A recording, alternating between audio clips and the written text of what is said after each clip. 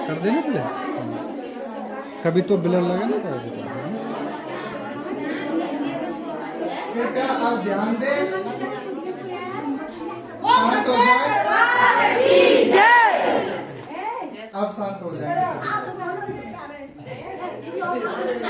देखो अभी जो हो गया तो हो गया, लेकिन शाम के ध्यान में एक भी बच्चा यहाँ ना हो जिसके साथ छोटे बच्चे हैं, वो कृपया कमरे में रुक जाए इतनी देर, क्योंकि हमारे कुछ की वजह से, वो तो बच्चे नादान है लेकिन उनकी वजह से डिस्टर्ब होता है ध्यान करने में।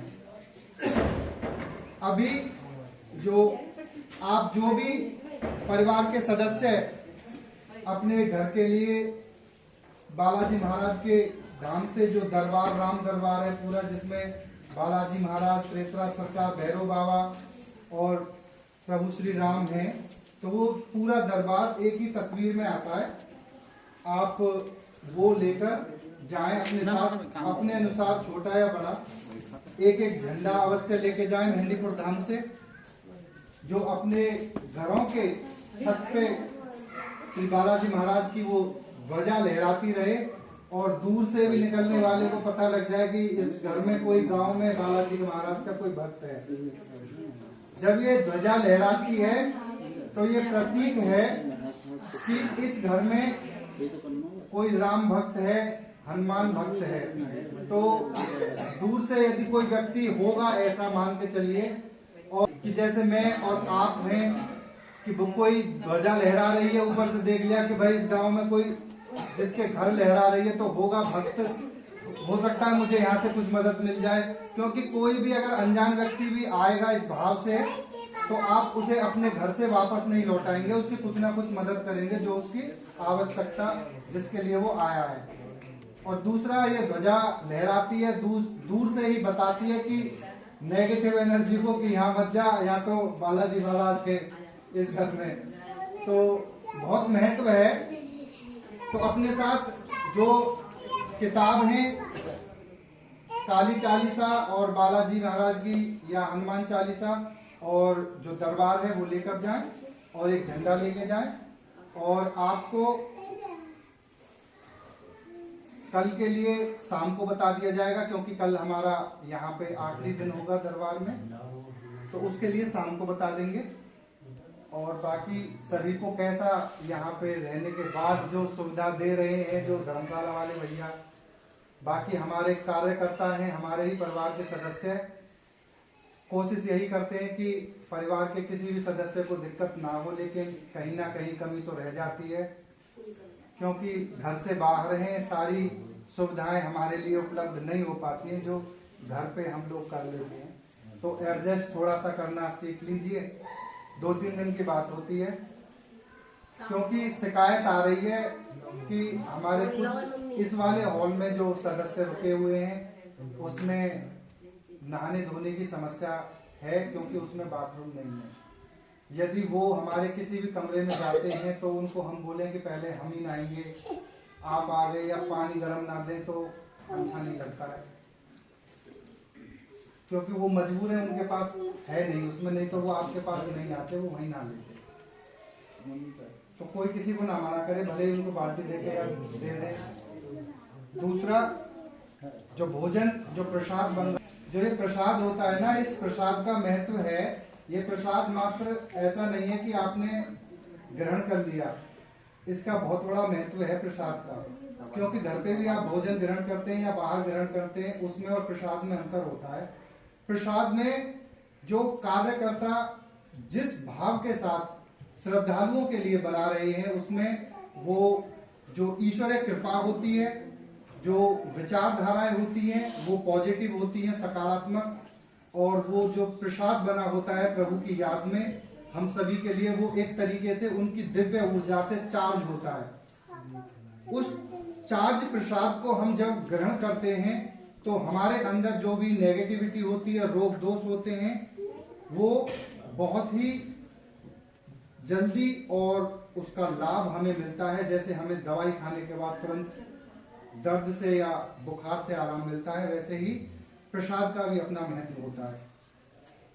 उसी तरह अब भैया हमारे जो सहयोग कर रहे हैं, हम उन सभी के लिए भगवान से प्रार्थना करेंगे कि उनकी भी सुनवाई हो, वो हमारे लिए बहुत मेहनत कर रहे हैं, क्योंकि वो नहीं करते तो हम भोजन और प्रसाद जो ग्रहण करने में बहुत ही ज़्यादा दिक्कत होती है।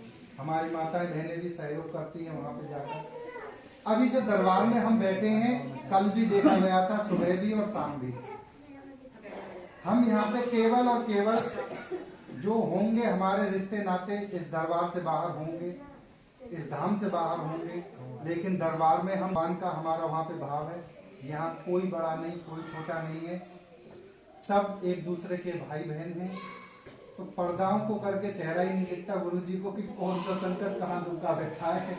तो वो भी नहीं, थोड़ा सा देखिए दरबार में मर्यादा को रखें और उस हिसाब से ये भी पता लगे कि कौन व्यक्ति है, कौन भगत है, क्योंकि यहाँ सभी भाई बहन हैं, दूसरा कोई भाव नहीं है। और बड़ा अच्छा लगता है। कीर्तन कल का बहुत ही अच्छा रहा, उसमें कोई किसी से टच कोई कैसा भी नहीं हुआ। सबने अपनी अपनी भक्ति भाव के साथ दरबार में अपना जो भी था वो उन्होंने भक्ति में लीन होकर किया। एक जो सबसे बड़ी समस्या है, जो पुराने सदस्य हैं परिवार के, उनको तो सभी को मालूम है। जो नए सदस्य हैं, जो पहली बार आते हैं, उनके साथ हमेशा ये समस्या रहती ही है, क्योंकि हम कहीं भी किसी भी जगह जाते हैं तो वहां के बारे में हमको ज्ञान कम होता है, और जो भ्रांतियां समाज से हमें मिली होती हैं वो भ्रांतियां हमारे दिमाग में ज्यादा होती हैं। जैसे कि मेहंदीपुर दरबार के लिए आप इस संसार में कहीं भी जाके सुन लेना, कोई नहीं कहेगा कि वहां पूजा पाठ भक्ति भाव श्रद्धा से भगवान हनुमान की, बालाजी महाराज की जाती है। यदि किसी को समाज में इस दुनिया के किसी कोने में जो जानता है, किसी को भूत प्रेत जैसी समस्या हुई, किसी का कोई समाधान नहीं हुआ, तो लोग कहते हैं मेहंदीपुर दरबार चले जाओ। कहाँ जा रहे हो, या लोग पूछते हैं जैसे हम आते, कहाँ जा रहे हो, मेहंदीपुर, तो उनके मन में विचार आता है कहीं ना कहीं भूत प्रेत वाले जाते हैं वहां पर। ये समाज में भ्रांतियां किसने फैलाई? हम जैसे लोगों ने। क्यों? क्योंकि हम स्वतंत्र हैं अपनी विचारधाराओं के लिए, हम कुछ भी सोच सकते हैं, किसी के विषय में कुछ भी बोल सकते हैं। विचार ही इतने आते हैं हमारे अंदर, नेगेटिव पॉजिटिव दोनों तरह के विचार आते हैं। पॉजिटिव कम हमारे मुख से ज्यादा चारों तरफ फैलते हैं, नेगेटिव ज्यादा हमारी बातों से फैलते हैं चारों तरफ। यदि आप पॉजिटिव कोई अच्छी बात समाज में बताएंगे तो वो दूर तक नहीं लहराएगी, लेकिन अगर आप गलत बात बता देंगे जरा सी, तो वो चारों तरफ अफवाह उड़ जाएगी उसकी बहुत जल्दी। तो समाज में जो ये भ्रांति है, जो तंत्र मंत्र भक्तों ने ये फैलाए हैं, और बालाजी महाराज की बहुत ही कठिन भक्ति साधना बना दी है नियम के साधना के माध्यम से, ऐसा नहीं है। भगवान के दरबार में हम प्रेम के माध्यम से भगवान से भक्ति करते हैं, उनकी याद में रोते हैं, उनकी कृपा हम पर आती है। ये वो मूर्ख लोग हैं जिन्होंने ये भ्रांतियां समाज में फैलाई कि बालाजी महाराज के तो इतने दिन के नियम हैं, ऐसे करना है, इतने कठिन है, यहाँ नहीं जाना, वहां नहीं जाना। क्यों? बालाजी महाराज ने क्या कभी किसी किताब में आकर किसी भक्त से आके ये कहा इसी विधि से पूजा चाहिए, नहीं तो तुम गलत हो जाओगे और तुम नेगेटिव गड्ढे में जाओगे? कहा है क्या? आप सभी की अपनी सोच है, बताइए। किसी ने नहीं कहा। किसने कहा? किसने लिखा? हम जैसे लोगों ने, जो मूर्ख लोग हैं, जानते नहीं है भक्ति करना, और विचारधाराएं इतनी बड़ी हैं, पता नहीं क्या क्या। ऐसा नहीं है। बालाजी महाराज की भक्ति करो और समाज में एक नई दृष्टिकोण फैलाओ चारों तरफ कि ये भगवान है, हनुमान का ही तो बाल रूप है बालाजी महाराज। होना नहीं है जो हिंदू धर्म के सदस्य हनुमान चालीसा ना जानते हो। यदि वो हिंदू नहीं जानते तो वो है ही नहीं। जब हनुमान चालीसा में स्वयं लिखा है, तुलसीदास जी ने, भूत प्रेत निकट न आमे, महावीर जब नाम सुनावे। क्यों लिखा? क्या भूत प्रेत उस समय होंगे तभी तो लिखा? तुलसीदास जी इतने बड़े महान संत जो बने, उन्होंने उनकी जो अपनी भक्ति से उन्होंने जो अपना ज्ञान अर्जित किया, क्या वो ये हमारी तरह तो नहीं थे? जब उस समय पे भी भूत प्रेत थे तभी उनके विषय में उन्होंने लिखा कि हनुमान जी काम करते हैं भूत प्रेतों पे, तभी उस हनुमान चालीसा में ये लिखा हुआ है। और हनुमान जी बड़े रूप में, बाल रूप में, जो बाल रूप में बचपन में माँ अंजलि के आपने तस्वीर देखी होगी, उसमें जो गोद में बचपन में उन्होंने जाके सूरज जी को भी अपने मुंह में रख लिया था, सूरज को। बाल रूप में नटखट थे बहुत ज्यादा। तो जो हम भक्ति करते हैं उनकी बाल रूप में करते हैं, और मेहंदीपुर धाम में बाल रूप में ही हनुमान जी विराजमान हैं। दूसरा, ये भ्रांतियां आप सभी की समझ में आ गई होंगी कि ये किसी की बनाई हुई वैसी ही भ्रांति है कि मेहंदीपुर में तो भूत प्रेत ही गिराएंगे। भक्ति वाले आओ, पूजा पाठ करो, बालाजी महाराज की अर्जी लगाओ, हर चीज की सुनवाई होगी, लेकिन समाज से इस भ्रांति को हटाने में, एक नई दृष्टिकोण लाने में मदद करो। दूर दूर तक हम लोग समाज में बताएंगे, हालांकि मानता कोई आसानी से नहीं है, क्योंकि जो विचार बैठे हुए हैं वो बहुत ही मुश्किल जाते हैं, सभी को ऐसा ही लगता है। तो हमारे कोई नियम कठिन नहीं है, ऐसी कोई विधि नहीं है कि आप पूजा ना कर पाओ। बहुत ही सरल विधि से आपको बताया जाता है, केवल हम प्रेम के माध्यम से बालाजी महाराज की भक्ति करना आपको सिखाते हैं। अभी जो दरबार में नए हमारे भक्त आए हैं, उनको इस विषय में जानकारी नहीं है कि ये हो क्या रहा है, क्योंकि उन्होंने हो सकता है किसी शाने के पास गए हों, तो वहां पे वो उसी शानपति वाली प्रक्रिया में दिखाते हैं, भूतों को नचाते हैं, जबरन बाल पकड़। क्या आपने वाकई सच्चाई को कभी जानने की कोशिश की है कि जो हम चीज नहीं देख सकते और वो हमारे परिवार के किसी सदस्य पे है और वो परेशान कर रही है, तो क्या हम उसको, जो वो सियाना उसको जबरदस्ती पीट के डंडे से पकड़ के पीट रहा है या बाल खींच रहा है, तो ऐसी पिटाई तो आप भी घर पे कर दोगे। कहाँ हुई इसमें पूजा भाव? आज तांत्रिकों के पास कि वो उसको खींच कर जबरदस्ती दूर कर देंगे। क्या आत्मा, आपको नहीं पता अजर अमर है, उसे कोई कैद कर सकता है क्या सूक्ष्म रूप में कि मैंने डब्बे में बंद कर लिया, यहाँ बांध के वहां कर दिया? कैसी मूर्ख भरी बातें आपके दिमाग में बैठा दी जाती हैं। आपको तो कोई बंद ना कर पाए, उस सूक्ष्म अवस्था में आत्मा को तो तब कर पाएगा। तो ये हमारी केवल हमको भ्रमित करते हैं, ऐसा नहीं है। और सच्चाई को जानने की कोशिश करो। नेगेटिव एनर्जी, भूत प्रेत जैसी समस्या तभी दूर होती है जब आपकी भक्ति बढ़ेगी, क्योंकि आपकी जो सात समस्या है ये आई तभी है कि आपकी जो नकारात्मक ऊर्जा शरीर में है, जो एनर्जी है, उसका लेवल बहुत ज्यादा बढ़ गया है, जिसके कारण आपसे ये समस्या ज्यादा हो रही है, दूसरे व्यक्ति से नहीं हो रही। आपको केवल अपनी भक्ति करनी है और भक्ति करने के बाद आपको अपनी सकारात्मक ऊर्जा को बढ़ाना है, जिससे कि आप दूसरे व्यक्ति के जैसे हो सके और आपसे ना ये परेशानी हो पाए। यही नेगेटिव एनर्जी को दूर करने का सबसे आसान तरीका है, इसीलिए हम भक्ति बताते हैं। और जो व्यक्ति दरबार से जाने के बाद घर पे पूजा पाठ नहीं करता, वैसे ही चलती हुई पूजा करता है कि कर दी, तो उससे लाभ नहीं होगा। आप चाहें किसी और दरबार भी जा सकते हैं, आपके लिए आजादी है, किसी को कोई बाध्य नहीं है, किसी को जबरन यहाँ पे रोका नहीं जाएगा। आपका सहयोग करते हैं, गुरुजी भी तभी सहयोग करते हैं जब हमारी भक्ति होती है। यदि हम रात दिन उल्टे सीधे काम करेंगे, यहाँ से जाने के बाद पूजा नहीं करेंगे, अपने आप को यदि हम नहीं बदल पाएंगे, तो ऐसा कोई व्यक्ति नहीं है कि आपको जबरदस्ती बिठा के कार्य करे और आपको सही तो होगा, नहीं तो नहीं होगा।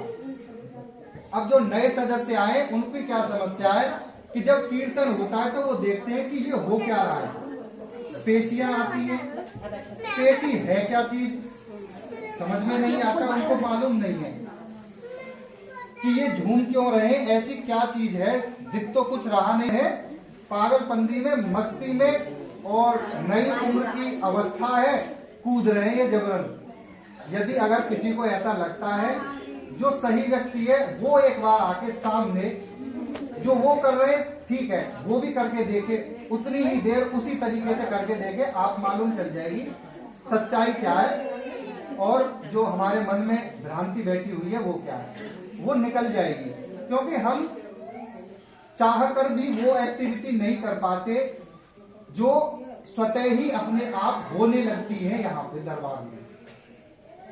यदि सही सलामत कोई व्यक्ति है वो करने की कोशिश भी करेगा तो नहीं कर पाएगा ऐसा, और कितनी देर कर पाएगा, और करने के बाद फिर कीर्तन के बाद वो अपनी कंडीशन देख लेगा कि मेरा हाल क्या हो गया। देखिए, सच और झूठ की पड़ताल यहाँ पे नहीं की जा रही, यहाँ पे केवल और केवल आपको भक्ति के लिए बिठाया गया है, और सच और झूठ वो जानता है जो आपके सामने बैठा है। आप चाहे नौटंकी कहें चाहे कुछ भी कहें, सच और झूठ वो जानता है। जिसके साथ समस्या है, जो खेल रहा है, जिसे पेशी आ रही है, वो जानता है या वो जानता है। तो ऐसा नहीं है कि वो जानबूझ के कर रही है। दूसरी चीज, ऐसा भी नहीं है कि जिस पे नकारात्मक ऊर्जा हो, ऊपर का चक्कर हो, जरूरी हो उस पे पेशी ही आए। ये जरूरी नहीं है कि उस पे पेशी ही आए। ये सामने बैठे बालाजी महाराज की अपनी मर्जी है, इच्छा है कि वो चाहे तो उसे पेशी पे ले और ना चाहे तो ना। ठीक है। कक्षा में जब आप बैठते हैं क्लास में, क्लास टीचर के कुछ फेवरेट स्टूडेंट होते हैं। कारण है कि वो उनके प्रिय क्यों होते हैं? क्योंकि वो पढ़ाई अच्छी करते हैं, इंटेलिजेंट होते हैं। बाकी सदस्य जो स्टूडेंट हैं उनके साथ वो उनका नहीं होता टच में। उसी तरह दरबार में भगवान के सामने उनका भी टच है भक्तों के साथ। जिसकी जैसी भक्ति, जिसकी जैसी श्रद्धा, वैसे वो उसको काम करेगा। जरूरी नहीं है कि आप पे पेशी आए। उसकी इच्छा है कि आपकी पूजा के माध्यम से वो बिना पेशी पे आए ही आपके संकट को काट दे।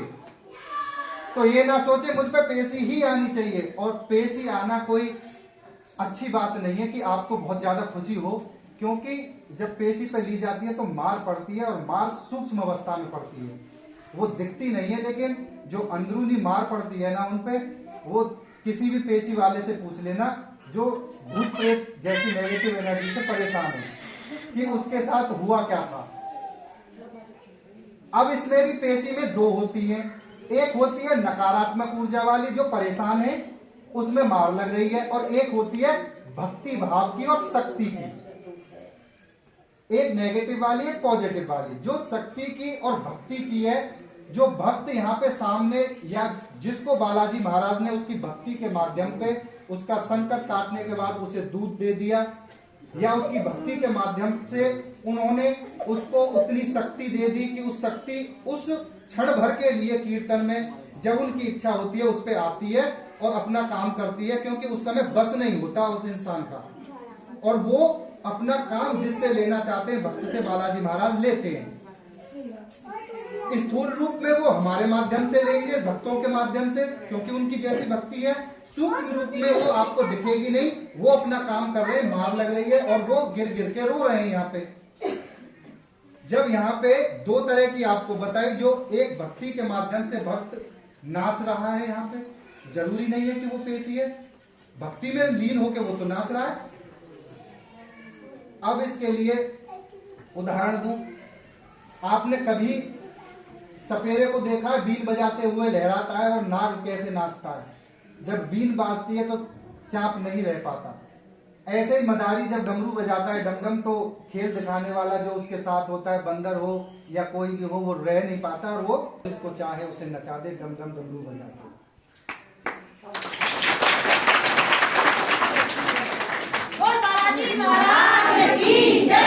जब भावनाएं जुड़ेंगी, भावनाएं निकलेंगी, तार हृदय के जुड़े हुए हैं, बीन भी बाजेगी और सपेरे की तरफ लहरें लेते हुए हमारे संकट भी भागेंगे और भरत भी भागेंगे। तो ऐसा ना सोचे कि वो नकारात्मक ऊर्जा से परेशान है कि आज तक आप तो सही नहीं हुए, इतने दिनों से आ रहे हैं यहाँ पे। उनको ये समस्या नहीं है, वो भक्ति के माध्यम से, तो आप इसको समझें, वो परेशान नहीं है। परेशान वही है जो नेगेटिव एनर्जी वाले हैं। तो नए भक्तों को समझ में आ गई होगी, आपका दृष्टिकोण बदल गया होगा अब समझाने के बाद कि ऐसा नहीं है। किसी को कोई शंका हो तो आप पूछ सकते हो, किसी को कोई शंका हो पूछ सकता है, कोई क्वेश्चन हो आपका, कोई प्रश्न हो, जी बताइए। सरकार जी पे वो टिप्पणी डालिए, प्रेतराज सरकार जी पे कुछ व्याख्या, कि प्रेतराज सरकार है क्या, काम क्या करते हैं। जब बालाजी महाराज यहाँ पे मेहंदीपुर धाम में विराजमान किए गए थे तो उन्होंने समाधि वाले बाबा के जो संत हैं उनको दर्शन दिए थे। दर्शन देने के बाद उन्होंने यहाँ पे सारा कार्य किया, धीरे धीरे लोग बढ़े। तो जब विराजमान हुए तो यहाँ पर बालाजी महाराज के साथ जब ये नेगेटिव एनर्जी को काटने के लिए प्रेतराज सरकार, ऐसा कोई प्रेत नहीं है जो प्रेतराज सरकार के आगे सर झुका के ना उनके चरणों में ना लेटता हो। गवर्नमेंट दुनिया में जितने भी भूत प्रेत हैं उन सबके राजा हैं। दुनिया में जितने भी भूत प्रेत हैं, जैसे मोदी जी पूरी हमारे भारत को नचा देते हैं ना, जो इंडिया हो गया, प्रेतों के सरकार हैं वो, प्रेतराज सरकार। जो उनका हुक्म हो गया, जो उन्होंने लिख दिया जिसके विषय में, प्रेत के विषय में, वही होकर रहेगा। तो आशा है आप इससे समझ गए होंगे कि प्रेतराज सरकार क्यों यहाँ पे मेहंदीपुर में बालाजी महाराज के साथ उनकी भक्ति की जाती है। बाकी गुरुदेव कुछ आप बताएं और उसके बाद कीर्तन फिर प्रारंभ करेंगे क्योंकि समय कम है आज।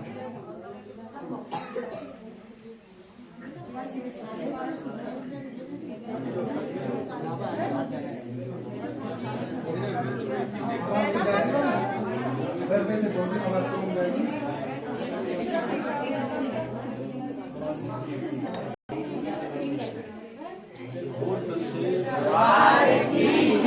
बोले गुरुजी महाराज की जय।